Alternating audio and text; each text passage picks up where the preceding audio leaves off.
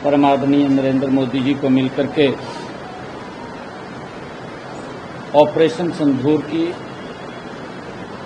सफलता के लिए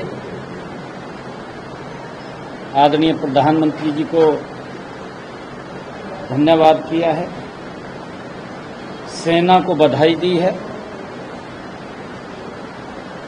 ये ऐतिहासिक और ये निर्णय अगर कोई व्यक्ति ले सकता है तो उसका नाम नरेंद्र मोदी है।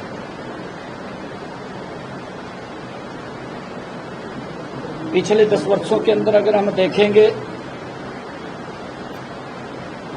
देश के अंदर किस प्रकार से 2014 से पहले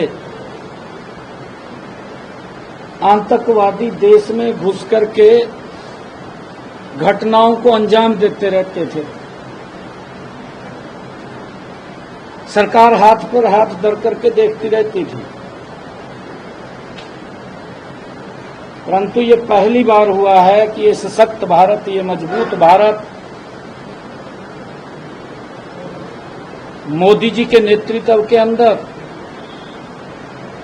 अगर कोई आतंकवादी संगठन, आतंकवादी कोई घटना का अंजाम देता है, जिस स्थान के ऊपर यह आतंकवाद पनपता है उसी स्थान को मिट्टी में मिलाने का काम हमारे जांबाज सैनिक करते हैं। मैंने आज प्रधानमंत्री जी को मिलकर के ऑपरेशन सिंदूर की ये बधाई भी दी है, उनका धन्यवाद भी किया है। पिछले दिनों जिस प्रकार से पूरा देश पहलगाम की घटना से आहत था और पूरे देश के अंदर उस घटना को लेकर के रोष था, देश के लोग चाहते थे कि इस आतंकवाद के खिलाफ कड़ी कार्रवाई हो और समय समय के ऊपर इस आतंकवाद के खिलाफ आदरणीय मोदी जी ने करड़े कदम उठाए हैं। करड़े कदम आतंकवाद के प्रति ये उठाए हैं कि अगर हम देखें उरी की अगर घटना होती है तो हमारे जांबाज सैनिक पाकिस्तान की सरजमी के ऊपर जाकर के सर्जिकल स्ट्राइक करते हैं और अगर दूसरी घटना का अंजाम होता है तो एयर स्ट्राइक करके पाकिस्तान के अंदर जाकर के उन आतंकवादियों के खिलाफ सख्त कार्रवाई करते हैं।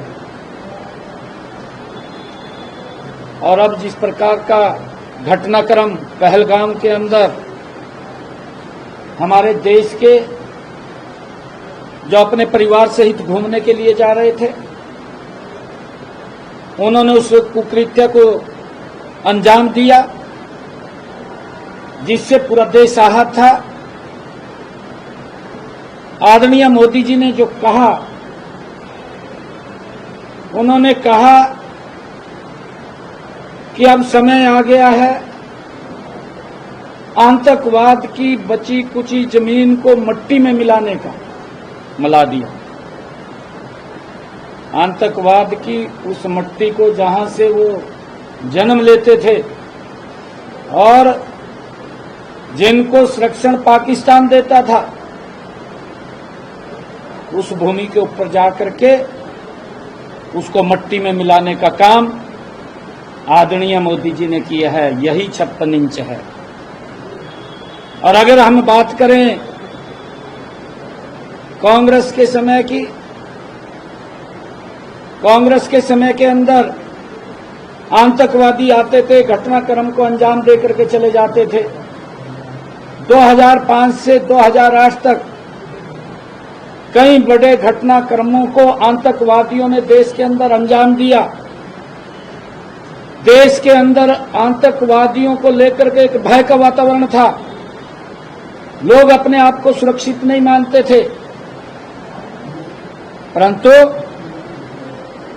उन आतंकवादी घटनाओं के कारण, मेरे पास फिगर तो नहीं है, फिर भी मैं मोटा मोटा बता देता हूं, ये ऊपर नीचे हो सकती है फिगर, लगभग जो मेरे ध्यान में है कि 650 से ज्यादा 2005 से लेकर के 2008 कांग्रेस के कार्यकाल में किस प्रकार से आतंकवाद अपना मुंह उठा करके इसी देश के अंदर, भारत के अंदर घुस करके हमारे देश के भोले भाले लोगों को मार देता था।